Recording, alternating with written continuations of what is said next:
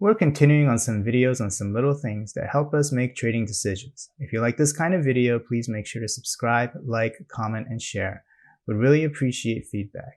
Now let's get started on the topic today, which is going to be DeFi farming. Today, we're going to look at PancakeSwap in particular.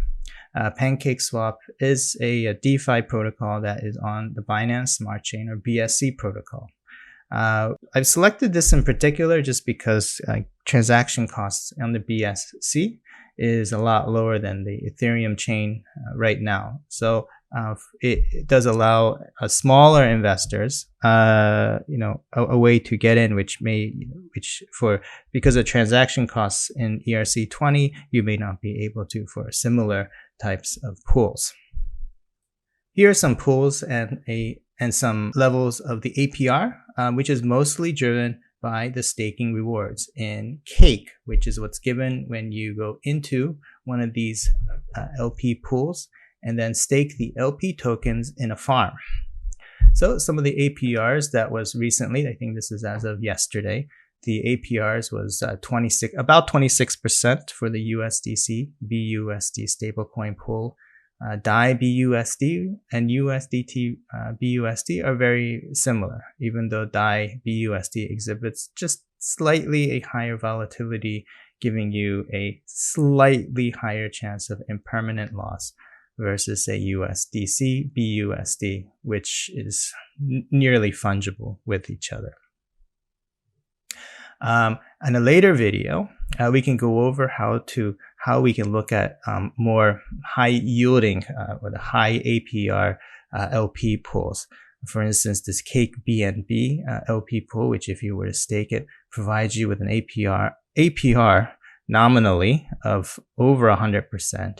And if we look at, for example, this BUSD BNB pool, it gives an APR higher than 70%. These are very high rates, but they also come with a higher expected slippage due to what's called impermanent loss. But we will go over this in a later video, and we'll go over the dynamics of this again later. So how do you get yield as a liquidity provider? Well, there's a few ways you get yields from putting your capital into these pools. One is fees from traders trading in the pool. And another one in particular to Pancake is you get staking rewards in the Cake coin. You can retrieve those Cake coins from the PancakeSwap, these rewards. You can then send it onwards to a place like Binance, and you can sell Cake for stable coins or anything else for that matter, and you can realize your APR through this method. One thing to note is the yield is dependent on the pool size and also the price of Cake. Usually these are somewhat interrelated because there is almost kind of a target APR where the participants in the pool are targeting a certain minimum level of APR. If it's too high, there'll be more players coming into the pool, driving down the rate. And if the rate is too low, you'll find participants actually exiting the pool, therefore giving you a larger slice of the cake, no pun intended. So these are some of the factors that affect the yield. So what are the risks? Well, some of the risks, especially in any pool, there are some risks called impermanent losses. We can go over this again in another video on how to manage and how to deal with and how to understand impermanent losses. It's actually somewhat complicated, but maybe I can make it simple for our viewers. There's also hacking losses. So certain protocols may be hacked and coins are stolen. But these things can these days be insured, for instance, on Nexus Mutual. So there is a way to hedge these risks.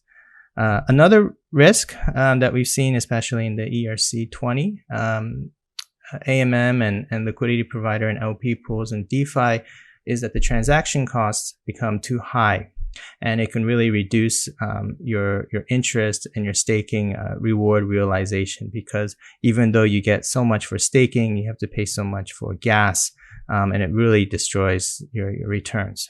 And the last one is that you wouldn't be instantaneously retrieving your staking rewards. So in the meantime, while you hold a little bit, the price of your staking reward tokens may drop.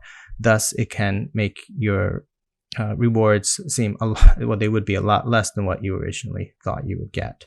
Of course, on the other side, if these reward tokens do go up while you're mining and holding it, you may also end up with some extra benefit. So those are some of the, again, risks to being in these DeFi pools.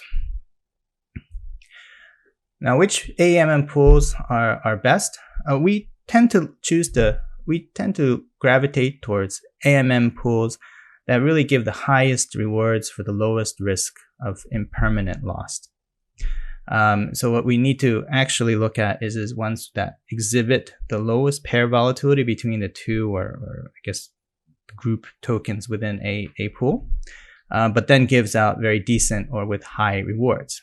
What actually happens most of the time is that we end up gravitating towards stablecoin pair pools. And this is mainly for our cash management, because we find the interest rates or the APR given in these to be these days higher than what we can find elsewhere. Sometimes we can also lend in other centralized protocols which are higher, but depending on the situation, we will sometimes put them in stablecoin pair pools just to also, again, diversify some of our risk. Now, a couple of good things that we do look at is again, these things currently offer high yields. And it does give us access to almost instant liquidity, because you can withdraw from these pools within a few minutes, unless there's like major network congestions. So I hope you liked our brief introduction to the way we look at DeFi, and look at one in particular that we like right now, which is Pancake. And I hope you liked the video, and please come back next time and we'll go over another topic. Okay.